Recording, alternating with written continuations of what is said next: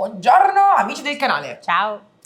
Oggi facciamo vedere un prodotto nuovissimo che abbiamo già fatto vedere in un tutorial canale. Sì. Per oggi lo facciamo vedere da solo, nella sua unicità e nella sua facilità di utilizzo, su un mobile, perché il nostro lavoro è questo, salvare vecchi mobili.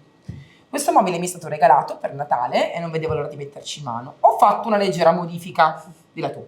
Abbiamo tagliato 2 pezzettini di legno. Sì, che erano al fondo e che rendevano, diciamo, la forma un po' meno aggraziata. Invece secondo me adesso è più credenzino, vero?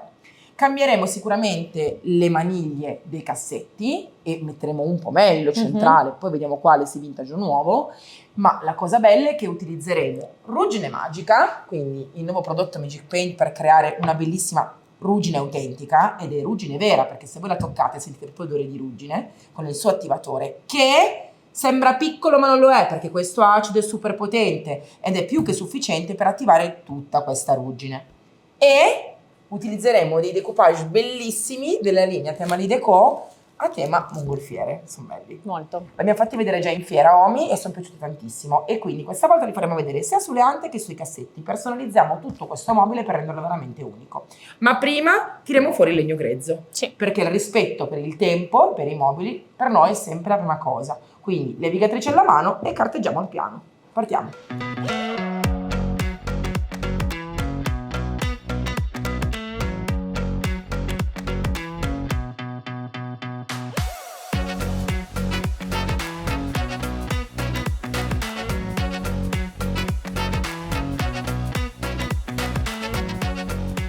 Per carteggiare questo bel piano che è in legno massello, e da cosa lo capisco? Dal dietro, dal retro. E ricordatevi sempre che se volete capire se un piano è in legno massello o meno, vi basterà guardare il sotto dei tavoli, il retro dei mobili.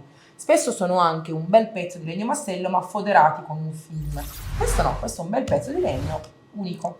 Utilizzeremo anche la nuova spugnettina abrasiva stondata. Questa è la nostra novità Magic Paint. Sono delle spugnettine abrasive molto intelligenti che ci sono in 3 grani differenti, la 100 e la media. Perché sono furbe? Perché non sono squadrate, sono stondate, e tantissimi mobili hanno questa rientranza ed è difficile andare a carteggiare lì con una spugna normale. Lei ti facilita tantissimo il lavoro.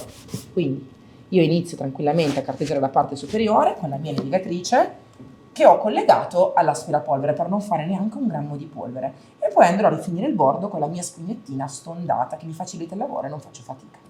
Qui sotto ho messo già una carta 120, qui ho una carta 100, quindi mi raccomando, mai carte troppo grezze quando si inizia con un legno così delicato. Partiamo? Sì. Accendi, aspira.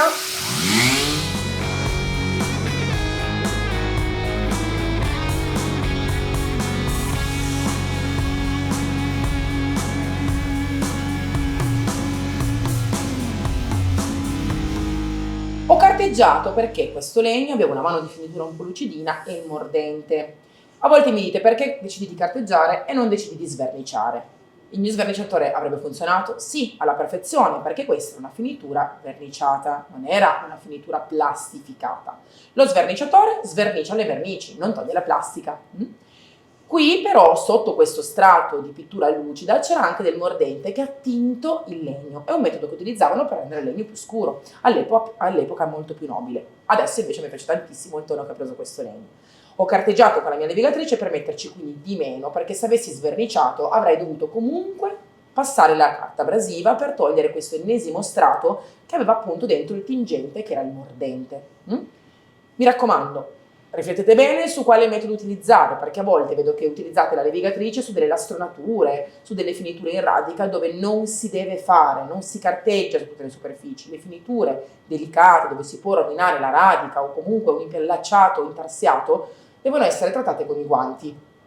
Ora guardate che bello che è il legno che è stato carteggiato e che ora da bagnato vedremo poi nel suo tono naturale. Perché? Perché questo è il tono del legno grezzo, impolverato e non protetto.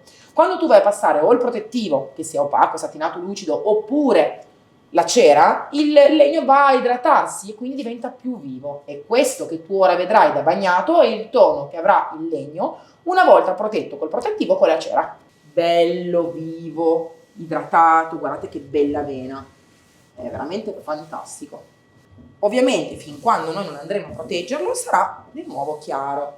Quindi se volete capire se il legno vi piace nel suo tono naturale, fate sempre questo passaggio. Quindi prendete un panno in microfibra umido, ben strizzato, strizzatissimo, togliete la polvere e cercate di capire se il tono che prende il legno vi piace. Questo è un bel tono mielato. Chiaro che qualcuno di voi mi dice in casa mia magari non sta bene perché è un tono troppo caldo. Che faccio? Avete 1000 alternative se agite per tempo. Un lavaggio di colore, quindi con colore molto molto diluito, oppure una cera liquida. Si può leggermente schiarire, sbiancare, si può ingrigire, si può fare tutto quello che si vuole. Chiaro è che bisogna capire per tempo qual è il risultato che ci piace. Ora io e Emma continuiamo perché prima di iniziare a stendere il decoupage, ruggine e tutto il resto, diamo una bella mano di dark sand per unificare il tutto e rendere la superficie più chiara per l'arrivo del decoupage. Su questi cassetti io toglierò le maniglie, non perché non mi piacciono, ma perché voglio mettere un unico pomello centrale. Vediamo se puoi recuperare queste maniglie per metterle poi di nuovo centralmente. Andrò poi dopo a stuccare i 2 buchi e farò un nuovo buco centrale. In caso vi trovate di fronte a bullette come queste, che sono dei copri viti, fate così, o con un levachiodi oppure con un cacciavite, andate a togliere via la protezione, che ovviamente noi terremo per rimetterla quando riuseremo queste maniglie, e vi trovate di fronte a questa ferramenta molto vecchia. Prendete una pinza e non fate altro che svitare. Mi raccomando, rimettete sempre le giuste viti con le proprie ferramenta, perché è importantissimo, visto che hanno la stessa registrazione. Come vedete, svito, lo tolgo, vediamo questa vecchia vite che tiene fermo il pomello e voilà, come vedete abbiamo salvato il tutto. Ora noi non perdiamo nulla, rimettiamo il suo pomellino e rimettiamo anche il suo dadino originale. Ora li mettiamo da parte, continuiamo. Utilizziamo il nostro Boston di paralegno per stuccare i buchi nei cassetti. Perché utilizziamo lui, non la Material Cream? Dillo tu. Perché è più solido, è meno liquido e quindi non colerebbe dall'altra parte, e ligneo è fatto apposta per i legni e asciuga più in fretta. Esatto, poi soprattutto, essendo che il buco del nostro pomello è molto largo, evitiamo che coli, più che altro evitiamo di fare anche i passaggi. Quindi la Material Cream va bene per tappare un sacco di buchettini sui mobili, soprattutto quando si va a colorare un mobile. Ovviamente lui ha un tono più ligneo e quindi, come diceva Emma, è più facile poi mascherare eventuali stuccature, però lui è fatto apposta per andare a tappare buchi molto grandi. Dobbiamo tappare 1, 2, 3 e 4. Quindi cosa facciamo? Ne prendiamo un pezzo e come vedete dentro ci sono 2 colori, perché è un bicomponente, ha 2 componenti. Quando è che funziona? Quando non ci sono più 2 colori, ma c'è un colore unico, ma soprattutto quando inizia a scaldarsi.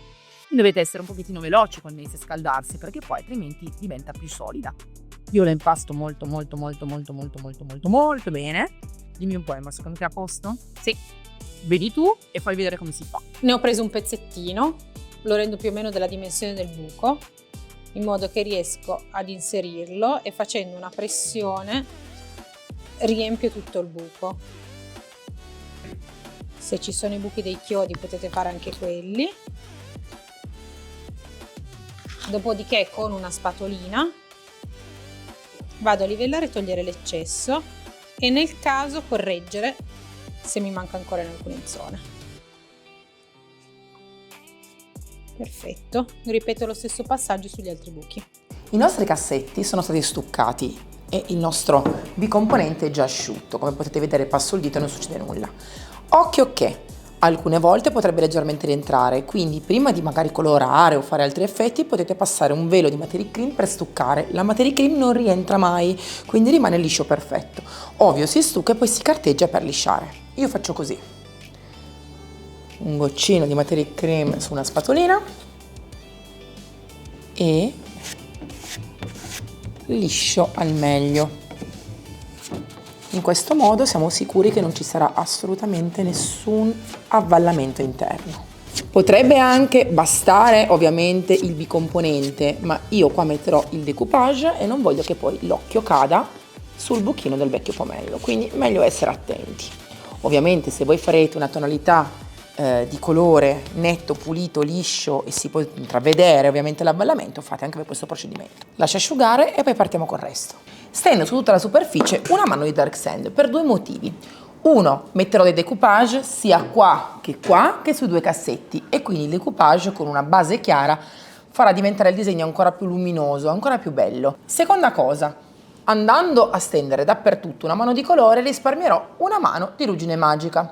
Quindi se voi a scegliere, volete solamente passare direttamente ruggine magica, si può, perché aggrappa alla perfezione anche su superfici molto lucide. Qui abbiamo già ovviamente fatto ABA per portarci avanti con i lavori e quindi stenderò una mano di Dark Sand su tutta la superficie. Ho scelto Dark Sand perché io non voglio un bianco troppo chiaro, perché poi mi farebbe ovviamente anche diventare la ruggine troppo chiara, perché sì, il tono che noi mettiamo sul mobile va a influire sul risultato della ruggine. Base più chiara, ruggine più chiara, base più scura, ruggine più scura. Qua vedete dei buchi del tarlo, non vi preoccupate perché ne abbiamo fatto l'antitarlo, non col classico metodo antitarlo, ma con un nuovo metodo che vi spiegheremo fra qualche settimana. Ora, ho girato bene il mio Dark Sand, ricordate sempre che è fondamentale girare spesso e ricordate anche che la prima mano è fondamentale darla pura, soprattutto se il mobile è lucido. Pennello a punta 2, un pennello fantastico e via, una bella mano dappertutto.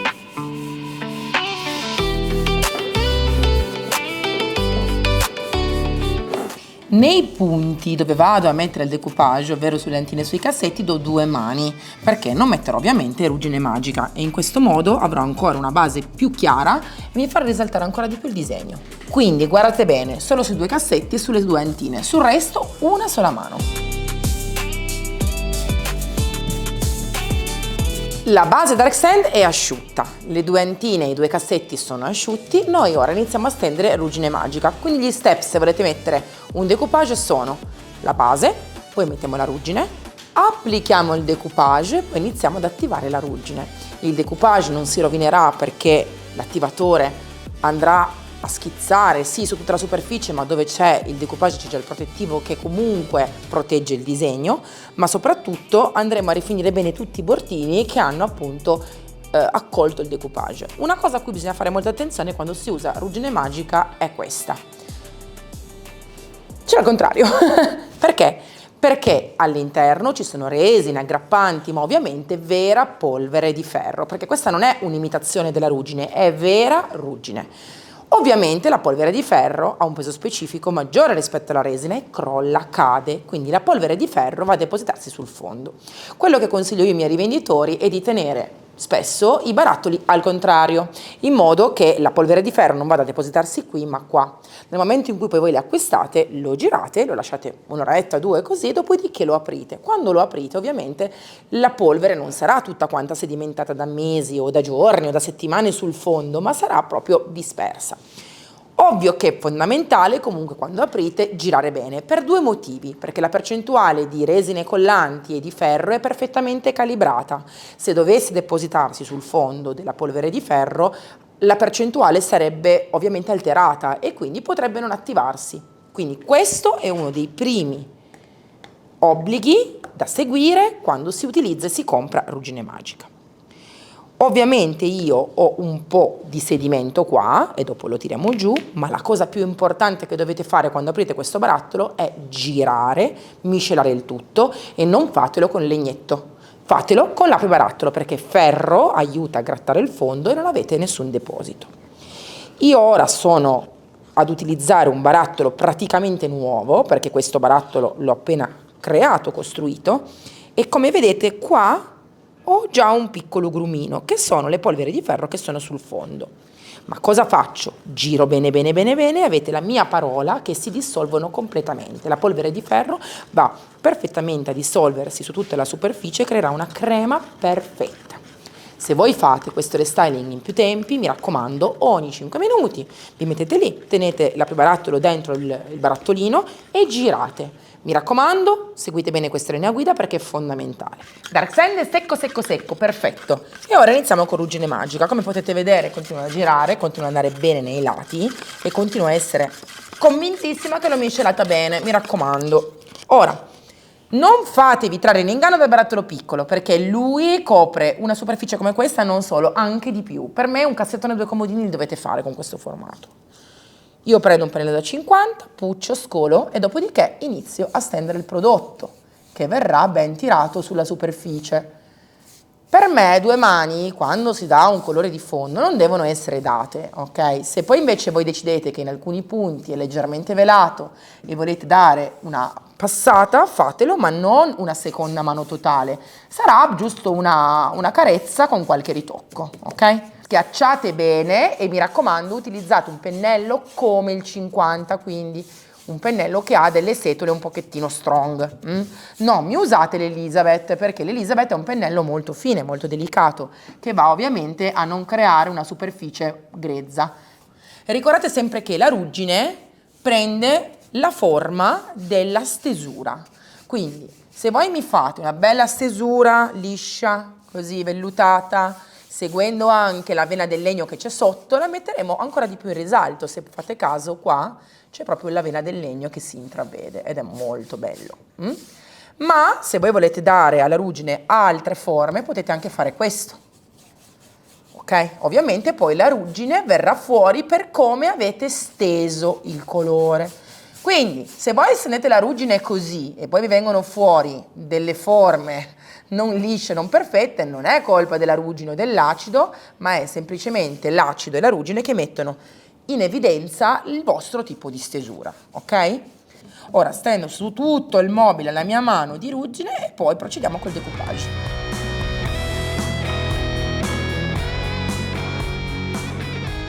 I decoupage scelti sono 1, 2 sulle antine. Sì. E loro 2 che sono un mix sui 2 cassettini.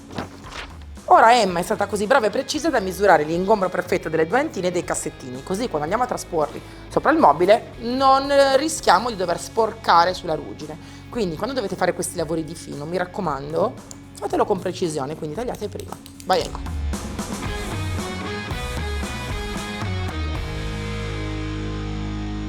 Emma è stata precisissima e mi ha ritagliato tutti i decoupage della misura perfetta. Chiaramente non sono ancora attaccati, mica posso non farvelo vedere, quindi ora li togliamo tutti.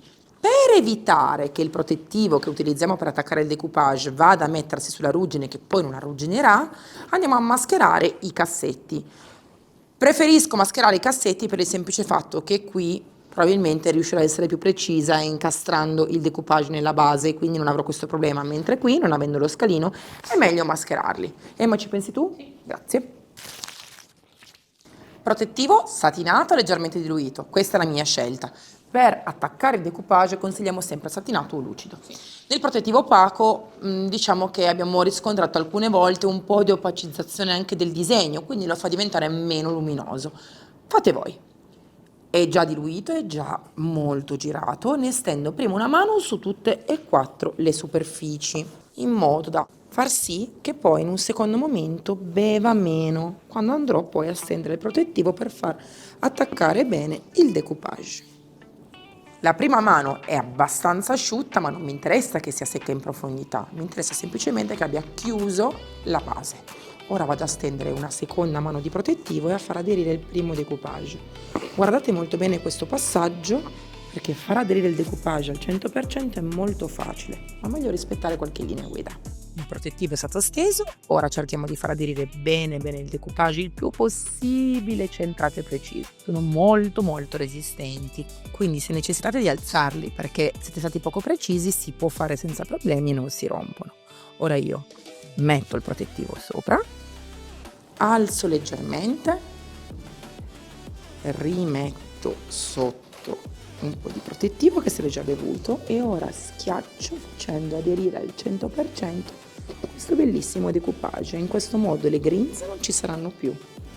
Di qua come vedete ci sono ancora le grinze, facciamo la stessa cosa. Lo alziamo leggermente, metto ancora un pochino di protettivo sotto e ora lo faccio aderire bene al 100% attaccandolo. Il primo decoupage è stato attaccato, ora continuiamo con gli altri.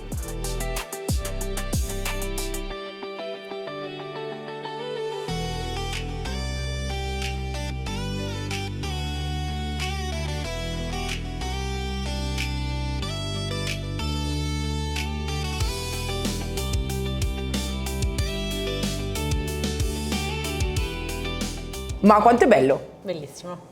Diciamo che se avessimo già voluto fare un mobile semplice così avremmo potuto usare non ruggine magica e un London Fumé ed era già fichissimo, mi piace proprio tanto. Chiaro, deve essere finito, bisogna ancora proteggere, idratare il legno e soprattutto far uscire la vera ruggine.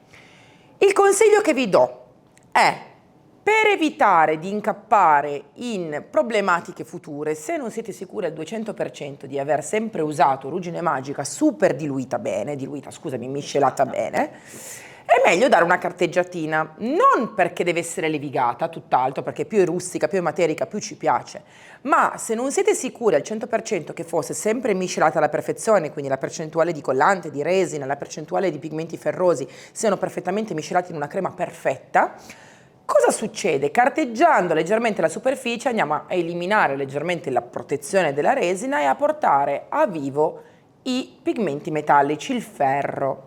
Quindi diventerebbe lucida e questa lucidità andrà a lavorare con l'acido che andrà ad attivare, quindi con l'attivatore. Quindi più il pigmento ferroso è in superficie, più si arrugginisce prima. Chiaro che quando inizia ad arrugginire poi continua, perché la ruggine fin quando c'è ruggine magica sotto e quindi va in profondità, continua ad andare avanti ed inoltrare.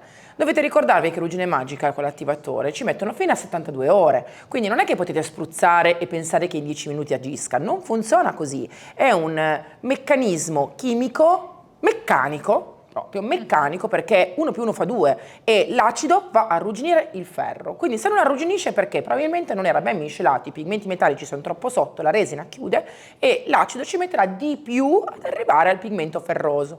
Ci sono delle persone che hanno detto: ma mi sembra piccolo questo spruzzino. No, questo spruzzino è perfetto per la percentuale di ruggine magica che vi stiamo dando. La arrugginisce alla perfezione, anzi ce n'è anche in più, se vogliamo dirla tutta. Infatti mica userò tutto lo spruzzino per questo mobile. Quindi tutti questi puntini sulle i sono da rispettare, mi raccomando, fate attenzione perché voglio che voi abbiate un risultato pazzesco. È ovvio che io non ho paura di spruzzare l'attivatore anche dove ci sono i decoupage, perché ovviamente sono stati protetti con 2 mani di protettivo, sono belli asciutti e state tranquilli perché non si rovineranno. Ora io uso il mio manipolo che è fantastico con la carta abrasiva, così, tac, e vado a lisciare un po' la superficie portando fuori un po' di ferro. Questo per precauzione, perché no? Sì. Se lo volete fare, fatelo. Se non lo volete fare perché siete sicuri di aver miscelato benissimo la ruggine magica, non lo fate.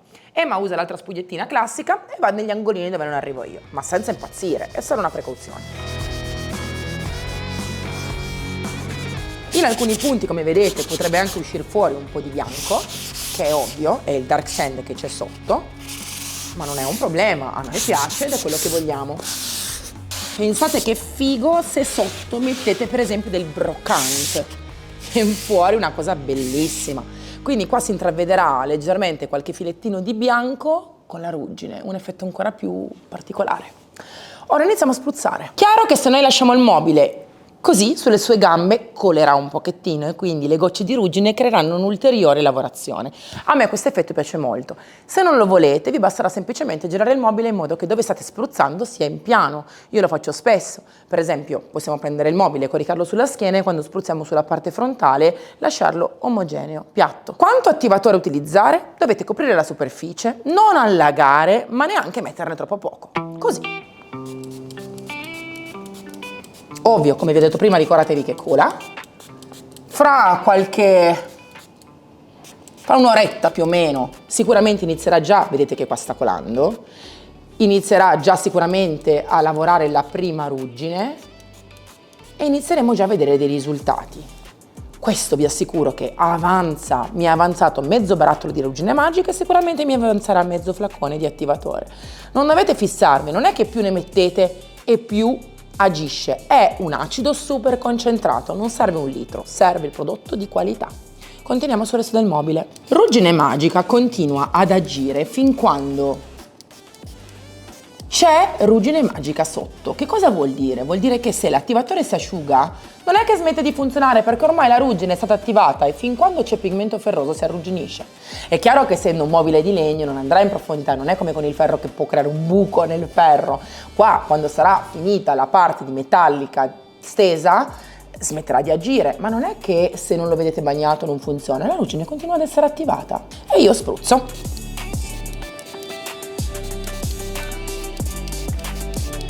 Guardate adesso lentamente come si attiva la ruggine.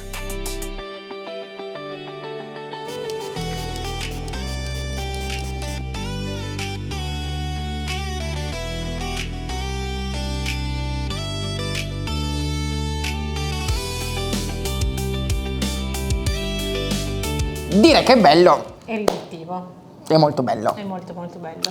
Allora, inarchiamo un po' indietro, ce la facciamo? Sì.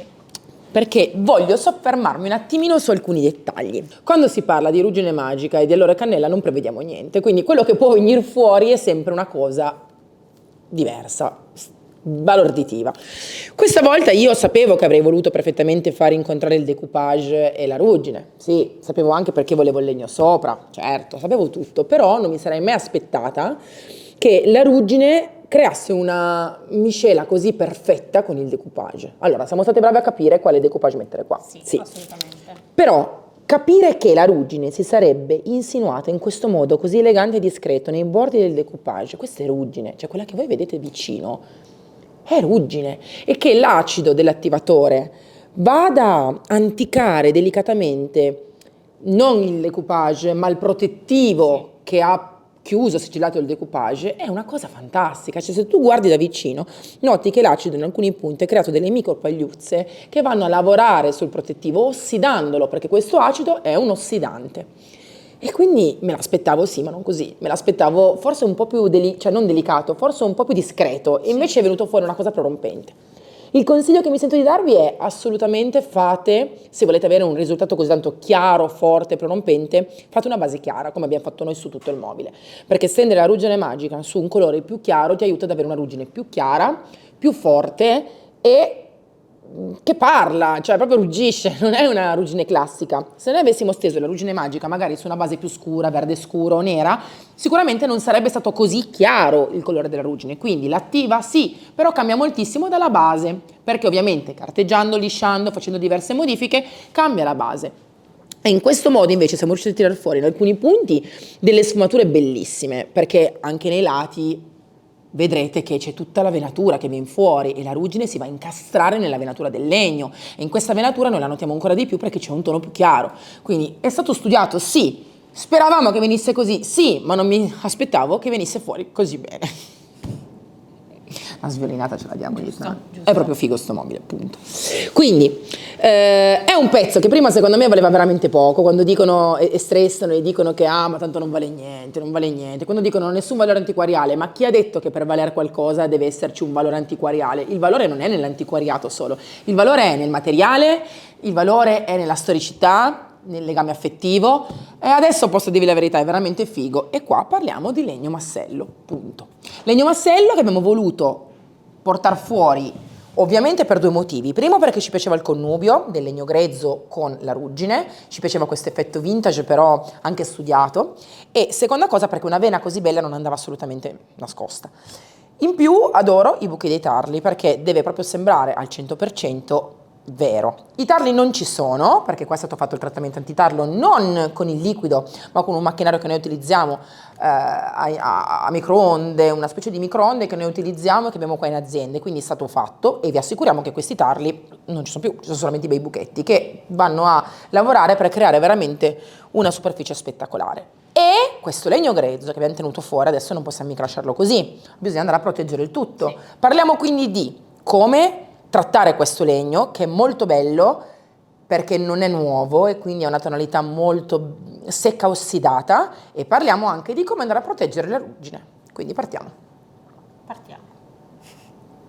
Come potete vedere non sono più vestita come ieri, sono cambiata perché ci è voluto del tempo. Abbiamo spruzzato per 3 volte l'attivatore e per ogni volta abbiamo lasciato agire molte ore. Questo perché? Perché la ruggine può diciamo richiedere fino a 70 ore di tempo per essere attivata al 100%, e qua ovviamente non è successo questo perché c'è un riscaldamento importante, diciamo, quindi la superficie era calda, è stata leggermente lisciata, è successo tutto quello che doveva succedere al 100%. Quindi ci sono voluti più o meno 2 giorni per ottenere un risultato come questo, perché nel frattempo è arrivato venerdì, sabato e domenica, e quindi non l'abbiamo lasciato qui a lavorare da solo, ma nel frattempo è stato spruzzato prima del weekend 3 volte. Una cosa importante è questa: qua non si sta parlando di ruggine su ferro, quindi è ovvio che nel momento in cui lo strato di ruggine magica sarà finito e sarà tutto arrugginito, la ruggine si ferma, non ha sotto una superficie ferrosa. Cosa differente invece se vado a spruzzare l'attivatore su un pezzo di ferro, lo faccio arrugginire, se non lo blocco, se non tolgo l'aria, questo va avanti e quindi andrà a arrugginirsi fin quando non si bucherà. per rispondere ad alcune domande che mi sono arrivate in queste settimane in cui mi dicono ma lo posso fare sui termosifoni? No, non mi andate a mettere ruggine magica sul termosifone. Pensate cosa succede se per caso non andiamo a sigillarlo bene, non si blocca e continua a lavorare e va a bucarvi il termosifone. È una cosa che non vogliamo. Quindi questo procedimento di attivare la ruggine anche solo con l'attivatore lo potete fare anche su delle cose che avete di ferro, non per forza andando a mettere la ruggine magica su un legno, ovvio, però dovete sempre ricordarvi che ci sono dei momenti in cui è meglio sigillare, quindi sigilliamo ruggine magica su ferro per evitare che continui ad andare avanti, e ci sono delle volte in cui magari non volete sigillare perché ruggine magica non va per forza sigillata. Per esempio volete fare una bella parete, una nicchia, una striscia nell'ingresso di casa vostra con ruggine magica, perché chiuderla? Potrebbe continuare ad andare avanti, potrebbe cambiare nei mesi. Quindi noi in questo momento su questo mobile non andiamo a sigillare la ruggine magica, andiamo solo a sigillare la parte superiore del piano di legno, quindi andiamo a passare prima la cera leggendaria e poi il restauratore per avere una superficie liscia, vellutata che è un amore. Chiaro è che quando mi stuferò e quando ruggine magica sotto avrà fatto tutto il suo lavoro, l'attivatore avrà finito di fare il suo lavoro, perché comunque la ruggine poi una volta che parte continua, va avanti, cambia. Nel momento in cui è perfetto e mi piace, vado a sigillare. Adesso vi faccio vedere come sigillare bene il piano superiore. Matassina d'acciaio fine. Mi raccomando, non usate quella più grossa perché potrebbe anche, diciamo, graffiare un po' di più legno, noi non vogliamo. Un bel pennellaccio per la cera leggendaria, che è una cera molto resistente, molto protettiva, e vado a stenderla su tutta la superficie. Chiaro è che per avere un risultato perfetto si fa la pennellata incrociata, così. Prima nel senso orizzontale e poi si liscia seguendo la vena, sempre. Non vi preoccupate se l'attivatore della ruggine va a schizzarsi leggermente sul legno, perché non succede nulla, ma potrebbe leggermente andare a ossidarvi il legno. Infatti se voi notate in alcuni punti si può vedere che è leggermente più scuro il legno. Ecco, questo è quello che capita quando l'acido attivatore va sul legno. E la domanda che qualcuno mi farà, ma allora posso spruzzare il legno con l'attivatore? Cioè si opacizza, si ossida? Sì, se lo volete fatelo. A me qua non mi interessa perché voglio questa bella vena nel suo splendore naturale, ma se volete fatelo, non succede nulla, carteggiando leggermente e poi va via, è una cosa superficiale. Quindi ora proteggo il piano con la cera leggendaria, prima in orizzontale e poi in liscio ovviamente seguendo la vena. Non ultimo come importanza è il passaggio della lana d'acciaio, perché va a far sì che la cera entri ancora meglio dentro la fibra del legno e lo liscia tantissimo. Si fa così: lana d'acciaio, massaggio delicatamente in questo modo, la idrato, la liscio, permetto alla cera leggendaria di entrare ancora di più in profondità e creo veramente una superficie spettacolare. Attendo che la cera jasmine secchi bene in profondità. Ci possono volere alcune ore se fa un po' più freddo e se siete in un posto freddo, ci possono volere anche alcuni giorni, magari se siamo d'estate, se fa più caldo. Dipende tantissimo appunto dalla temperatura, dall'umidità dell'aria, dal tipo di legno, da come è messo. Possiamo anche fare 2 passate di cera leggendaria, per esempio. È chiaro che però passare poi il restauratore va veramente a proteggere, idratare e creare una superficie fantastica. Per stendere al meglio il restauratore hanno bisogno di un pennello, che può essere lo stesso che si usa per cera e olio, e uno straccettino che sia senza pelo. Quindi non il peletto in microfibra classico, una vecchia maglia di cotone, una vecchia maglia di lana morbida, un vecchio lenzuolo, anche i lenzuoli felpati sono molto, molto adatti. Cosa si fa? Non si va a mettere direttamente questo così, no, si mette il restauratore sul nostro pennello, in questo modo, così. Annusatelo perché è talmente buono che sembra una crema per il viso, è fantastico. Dopodiché si spalma una fetta di legno col restauratore e lo si lucida subito. Mi raccomando perché poi asciuga. Così. Lo vado a stendere bene bene bene su una fetta che io decido, tipo qua, continuo. E adesso Emma, che ha in mano lo straccio bianco, inizia nella lunghezza a lucidarlo in modo molto energico e molto veloce nel punto in cui abbiamo messo il restauratore. Quello che fa il restauratore non lo fa nessun altro prodotto, perché le sue microparticelle vanno a inglobare sia carnauba che degli agenti idratanti e lucidanti e rende la superficie vellutata, lucida, protetta, sigillata, chiusa. È un altro mondo. Quindi se volete veramente avere un legno protetto al 100% fate questi 2 passaggi. Cera con la matassina d'acciaio e il restauratore sigillato così. Allora, a parte che già contro luce riesci a vedere una lucentezza qua che non hai, e adesso toccami qua e toccami qua. Già totalmente diverso. Già era bellissimo perché già la superficie con la lana d'acciaio è bella, ma così è perfetta, ma non è solamente una questione di estetica o di tocco, è proprio protetta e sigillata nel lungo periodo. Inutile dirvi che oggi è bella, ma domani se lo guardate di più perché andrà in profondità ancora di più sia la cera che il restauratore e quindi noi avremo un risultato veramente ottimale. Ora andiamo a spalmare sulle fette di legno che rimangono e andiamo a massaggiare in modo molto molto attento. In questo modo abbiamo tutto il legno finito e protetto. Con un mobile così non possiamo mettere delle maniglie nuove, quindi siamo stati fortunati, abbiamo tirato fuori dal nostro calderone 2 vecchie manigliette, un po' industriali però anche un po' chic perché hanno questa finitura leggermente bronzata e usurata. Se avessi dovuto usare queste maniglie in un altro contesto probabilmente le avrei lucidate, ma qua no, qua non serve lucidarle, anzi sono belle così. Quindi 4 vitine e via. Emma mi ha già fatto il centro che è, vediamo il tuo segno della matita qua, e io vado a mettere il centro della maniglia. Più o meno qua.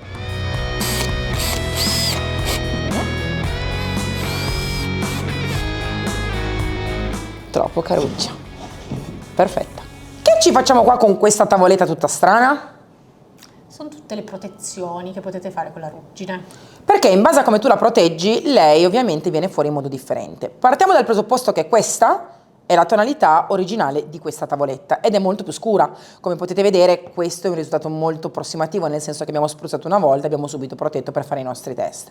Quindi su una ruggine molto chiara, come quella che c'è sul nostro mobile per esempio, verrà fuori in modo molto più chiaro. Ma in base a come tu proteggi il mobile, viene in modo completamente differente. Più tu usi pozioni per proteggere satinate o opache, più vai a sbiancare. Più tu li utilizzi cerose o lucide, più lo vai a ravvivare e quindi viene fuori il suo tono leggermente scurito ma più vivo. Quindi se noi volessimo ravvivare questo mobile scurendolo leggermente, potremmo tranquillamente utilizzare, partiamo dal più difficile, il protettivo lucido che è Questo. oppure il protettivo lucido cignoro che è Questo. perché uno dovrebbe usare cignoro? Perché magari ce l'ha già e magari dice ce l'ho, che senso ha che compro un altro protettivo perché ho già cignoro che l'ho usato per proteggere la mia foglia oro? Uso quello che è un protettivo lucido, va benissimo. Sappiate che il cignoro scurisce parecchio, mentre invece il protettivo lucido normale ravviva e non scurisce più di tanto. Invece qua e qua, in questa riga, abbiamo altre 2 protezioni che sono, Emma? Il satinato e l'opaco. Perché in realtà più tu hai satinante o opacizzante all'interno della tua protezione, più te la va a sbiancare perché rimane in superficie. Quindi valutate molto bene perché il modo in cui voi proteggete il mobile cambia completamente. Cosa abbiamo qua invece, Emma? Questa è cera, infatti è quasi uguale alla base, e questo è l'idrorepellente. Quasi uguale perché in questo punto la ruggine era veramente poca e non ha attivato più di tanto. Quindi se io un domani volessi proteggere questo mobile, volessi ravvivarlo moltissimo e renderlo leggermente più tonificato, scuro, posso usare tranquillamente un protettivo lucido. Il cignoro me lo va a scurire ancora di più e a proteggere in questo modo molto luminoso, mentre il protettivo lucido quasi è inesistente sulla superficie, ma lo va a ravvivare tantissimo, mentre il satinato e l'opaco lo vanno a sbiancare. Quindi sta a voi decidere come proteggere questo mobile. Intanto io adesso non lo proteggo, perché siamo pazze. Lo lasciamo agire, vogliamo vedere cosa ci... Fin dove arriva? Sì, cosa ci racconta. Primo, ho protetto la parte che ha più usura, quindi se questo mobile andrà all'ingresso di una casa, magari in una stanza con un soggiorno, si può tranquillamente utilizzare perché la parte superiore è stata ovviamente protetta dalla cera leggendaria e dal restauratore. Secondo, la parte sottostante avrà un'usura normalissima, ma non si può deturpare perché la ruggine è molto resistente, quindi anche se tu lo usi, lo apri, chiudi, lo maneggi, non si rovina. Quindi io lo lascerò così per un bel po' e vedrò tra qualche settimana se andarlo a proteggere con un protettivo in base a come la ruggine ha finito di lavorare, perché la ruggine non può venirvi fuori in mezz'ora. Smettetela di pensare che più spruzzi e più fa veloce, non va così. La ruggine ha bisogno del suo tempo per essere attivata, per lavorare e io stessa tuttora, anche se la vedo già moltissimo ed è molto forte, la lascio lavorare ancora parecchio tempo perché voglio che finisca il suo lavoro di ossidazione. Adesso glielo andiamo a ambientare perché un pezzo così deve essere ambientato. Andiamo. A tra poco. Anche questo restyling è finito. Finito? Finito. Ti piace? Molto. Allora, abbiamo voluto ambientarvelo perché secondo noi, quando ci sono pezzi così particolari, farvi vedere come possono stare in casa è la chiave di volta. Spesso vedete i miei tutorial e dite, ma ok, tutto bello, tutto figo, queste tecniche molto particolari, ma poi starà bene in una casa? Decidete voi. Però noi qua abbiamo voluto ambientarvela per farvi vedere come sta su un pavimento caldo, con del legno e su delle pareti neutre. Che ne dici, Emma? Mi piace molto e credo che comunque lo stile stia bene un po' in tutte le case. Anche quelle molto moderne hanno un pezzo di rottura che secondo me scalda l'ambiente, perché il moderno è bello, però ci deve essere qualcosa di molto personale. La chicca di questo mobile è senza dubbio il tipo di ruggine che è venuta fuori, che è molto differente in base a dove è venuta fuori, in base a come, perché in alcuni punti viene fuori il bianco, in altri la parte più scura, dove ci sono le cerniere addirittura, è ancora diversa, ma soprattutto la ruggine venuta fuori sul decoupage. Ecco, questa è veramente una chicca. Ha anticato naturalmente il decoupage, l'acido, e la ruggine è venuta fuori come se fosse nata lì. Quindi questi decoupage sono veramente nati lì. Bellissimi. Siamo state brave? Sì. Non ce lo diciamo spesso, ma questa volta bisognava dirlo. Quindi vi salutiamo e Emma vi dice dove potete trovare tutto quello che abbiamo usato. Allora, i prodotti li trovate sul sito www.magicpaint.it oppure dai rivenditori italiani che trovate sullo stesso sito, quindi magicpaint.it. Nella sezione rivenditori trovate una cartina italiana dove scrivete il posto in cui vivete e vi appaiono tutti i rivenditori che ci sono più vicini. Suddivisi anche per regione. Sì. Come volete voi. Ovviamente chi non è lì non è rivenditore Magic Paint. E dov'è che non la trovano? Su Amazon. No, Amazon! Ciao! Ciao!